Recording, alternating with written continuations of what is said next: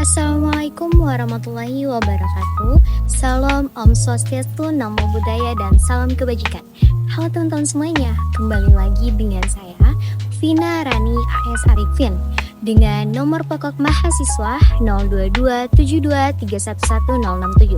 Teman-teman, pada video part 4 saya sudah membahas materi terkait dengan peran lembaga dan industri pendukung dalam pengembangan perbankan syariah. Dilanjutkan dengan video pembelajaran materi berikutnya part 5, yaitu materi terkait dengan transformasi peran Bank Indonesia setelah kehadiran Otoritas Jasa Keuangan. Sekarang saya sudah berada di Danau Ngade, Kota Ternate, Maluku Utara. Selanjutnya kita masuk kepada materinya. Otoritas Jasa Keuangan atau disingkat sebagai OJK didirikan pada 22 November 2011 sebagai respons terhadap kebutuhan pengawasan yang lebih efektif dalam sektor jasa keuangan di Indonesia. Nah, sebelumnya Bank Indonesia atau BI memiliki peran dominan dalam pengawasan perbankan dan lembaga keuangan lainnya. Namun, pembentukan OJK melalui Undang-Undang Nomor 21 Tahun 2011 menandai perubahan besar dalam struktur pengawasan keuangan. Dengan OJK mengambil ahli tanggung jawab tersebut untuk menciptakan sistem pengawasan yang lebih terintegrasi dan komprehensif. Transformasi ini tidak hanya mengubah peran BI tetapi juga meningkatkan efisiensi pengawasan sektor jasa keuangan yang sebelumnya terfragmentasi dan seringkali tidak efektif dalam mencegah krisis finansial. Dengan adanya OJK, BI kini dapat lebih fokus pada kebijakan moneter dan stabilitas sistem keuangan yang merupakan fungsi utama bank sentral. Nah, yang pertama kita membahas latar belakang OJK. Pembentukan OJK berakar dari pengalaman krisis moneter yang melanda Indonesia pada akhir 1990-an yang mengungkapkan kelemahan dalam sistem pengawasan lembaga keuangan. Sebelum OJK, pengawasan dilakukan oleh BI dan pengawas pasar modal dan lembaga keuangan Bapepam LK, sehingga terjadi tumpang tindih fungsi dan kurangnya koordinasi.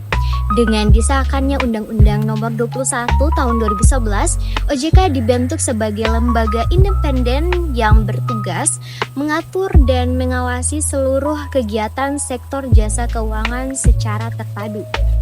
Tujuan utama dari pembentukan OJK adalah untuk meningkatkan transparansi, akuntabilitas, dan perlindungan konsumen dalam sektor keuangan, serta untuk memastikan bahwa sistem keuangan di Indonesia dapat tumbuh secara berkelanjutan dan stabil.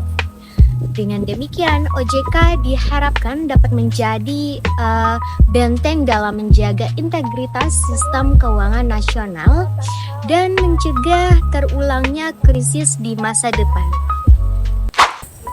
Nah, teman-teman, yang kedua adalah peran Bank Indonesia. Nah, setelah kehadiran Otoritas Jasa Keuangan, peran Bank Indonesia mengalami penyesuaian signifikan. Nah, fokus utama BI kini beralih kepada kebijakan moneter dan stabilitas sistem keuangan. BI bertanggung jawab untuk menjaga nilai rupiah melalui pengendalian jumlah uang beredar dan suku bunga. Nah, dengan adanya otoritas jasa keuangan, BI tidak lagi terbebani oleh tugas pengawasan lembaga keuangan, sehingga dapat lebih konsentrasi pada analisis makroekonomi dan pengembangan kebijakan yang mendukung pertumbuhan ekonomi yang berkelanjutan. Nah, selain itu, BI juga berperan dalam identifikasi risiko sistematik yang dapat mengganggu stabilitas ekonomi, serta merumuskan kebijakan untuk menjaga kesehatan sektor keuangan. Nah, yang ketiga adalah kebijakan moneter.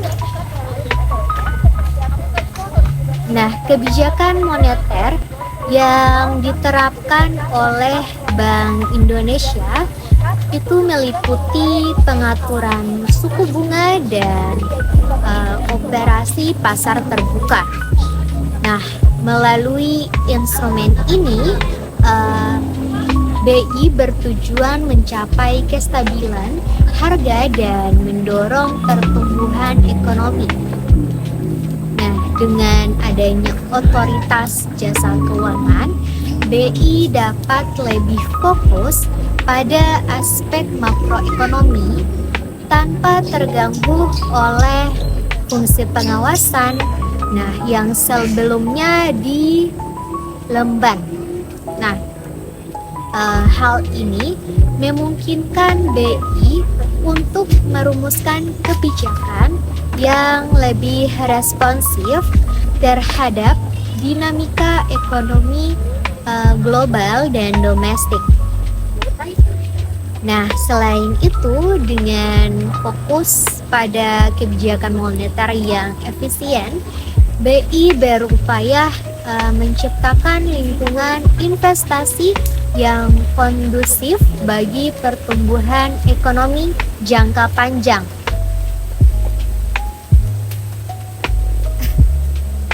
Nah, yang keempat, teman-teman, yaitu stabilitas keuangan. Nah, stabilitas sistem keuangan menjadi prioritas utama bagi Bank Indonesia. Setelah pembentukan otoritas jasa keuangan dalam kerangka kerja baru ini, BI berfungsi sebagai pengawas makroprudensial yang bertugas memastikan bahwa seluruh sistem keuangan tetap sehat dan mampu menghadapi guncangan ekonomi.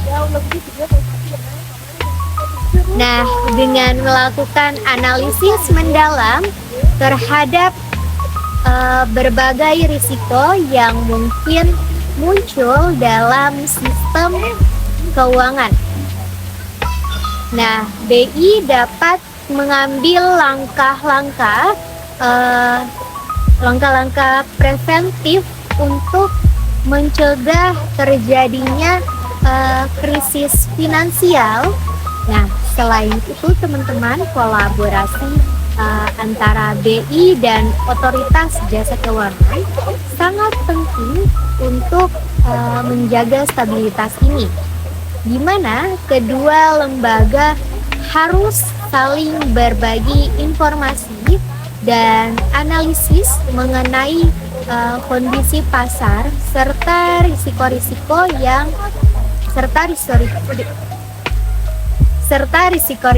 yang ada.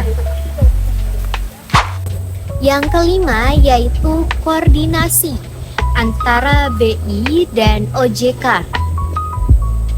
Koordinasi antara Bank Indonesia dan Otoritas Jasa Keuangan sangat penting untuk menjaga stabilitas keuangan nasional. Nah, keduanya perlu bekerja sama dalam hal pengumpulan data, analisis risiko, serta penanganan masalah yang muncul di sektor perbankan. Sinergi ini memungkinkan kedua lembaga untuk merumuskan kebijakan yang lebih komprehensif dalam mengawasi sektor jasa keuangan secara keseluruhan. Nah, melalui kolaborasi ini, baik BI maupun OJK dapat lebih responsif terhadap tantangan baru yang muncul akibat perubahan perilaku konsumen dan kemajuan teknologi finansial. Nah, hubungan kerja yang erat antara kedua lembaga ini menjadi kunci untuk menciptakan sistem pengawasan yang efektif dan efisien. Nah, yang keenam yaitu tantangan baru. Nah, transformasi peran Bank Indonesia setelah hadirnya otoritas jasa keuangan juga membawa tantangan baru bagi kedua lembaga tersebut. Nah, salah satu tantangan utama adalah kebutuhan untuk meningkatkan transparansi dan akuntabilitas dalam proses pengawasan. Nah, dalam era digitalisasi saat ini, baik BI maupun OJK harus terus beradaptasi dengan perkembangan teknologi finansial, fintech, serta perubahan pasar global yang cepat. Nah, keduanya itu perlu mengembangkan regulasi yang fleksibel namun tetap kuat untuk melindungi konsumen serta menjaga integritas sistem keuangan nasional. Nah, tantangan ini menuntut inovasi dalam pendekatan pengawasan agar dapat menciptakan lingkungan yang aman bagi semua pelaku di sektor jasa keuangan. Nah, yang ketujuh adalah dampak pada sektor perbankan. Nah, peralihan fungsi pengawasan dari Bank Indonesia kepada otoritas jasa keuangan memberikan dampak signifikan pada sektor perbankan di Indonesia. Nah, kini otoritas jasa keuangan bertanggung jawab atas regulasi bank termasuk kesehatan bank serta kepatuhan terhadap prinsip kehati-hatian. Nah, hal ini diharapkan dapat meningkatkan kepercayaan masyarakat terhadap sistem perbankan karena adanya lembaga independen yang khusus menangani aspek-aspek tersebut. Nah, dengan adanya OJK sebagai regulator utama, nah bank-bank ini diharapkan dapat beroperasi dengan lebih transparan dan akuntabel. Nah, sehingga menciptakan iklim investasi yang lebih baik bagi masyarakat. Nah, teman-teman, yang kedelapan adalah peran edukasi publik. Nah, Otoritas Jasa Keuangan juga memiliki tanggung jawab penting dalam edukasi publik mengenai produk dan layanan keuangan. Nah, meningkatkan literasi keuangan, masyarakat menjadi kunci untuk melindungi konsumen serta mendorong partisipasi aktif dalam sistem keuangan. Nah, melalui berbagai program edukasi dan kampanye informasi, OJK berusaha menjangkau berbagai lapisan masyarakat agar mereka memahami hak-hak mereka sebagai konsumen serta cara menggunakan produk-produk finansial dengan bijak. Nah, edukasi publik ini tidak hanya membantu individu membuat keputusan finansial yang lebih baik, tetapi juga memperkuat fondasi sistem keuangan nasional secara keseluruhan. Nah, teman-teman, dalam kesimpulannya adalah transformasi peran Bank Indonesia setelah kehadiran Otoritas Jasa Keuangan menunjukkan pentingnya kolaborasi antara kedua lembaga untuk menciptakan sistem keuangan yang stabil dan efisien. Nah, dengan pembagian tugas yang jelas di mana BI fokus pada kebijakan moneter, sementara OJK mengawasi sektor jasa keuangan masing-masing lembaga dapat menjalankan fungsinya. Nah, secara optimal. Nah, kolaborasi ini tidak hanya meningkatkan efektivitas pengawasan, tetapi juga memberikan perlindungan lebih baik bagi konsumen, serta mendukung pertumbuhan ekonomi nasional secara berkelanjutan. Oke teman-teman, terima kasih sudah menonton video saya tentang transformasi peran Bank Indonesia setelah kehadiran Otoritas Jasa Keuangan. Nah, semoga informasi yang disampaikan bermanfaat bagi pemahaman teman-teman tentang transformasi peran Bank Indonesia setelah kehadiran Otoritas Jasa Keuangan. Nah, dan mari kita terus mendukung upaya menjaga stabilitas sistem keuangan di Indonesia. Nah, jangan lupa untuk memberikan like-nya dan subscribe ya, dan jangan ragu untuk tulis komentar di bawah tentang pendapat atau pertanyaan kalian. Sampai jumpa di video pembelajaran menarik di part selanjutnya. Saya Vina Rania Sarifin, pamit undur diri. Wassalamualaikum warahmatullahi wabarakatuh.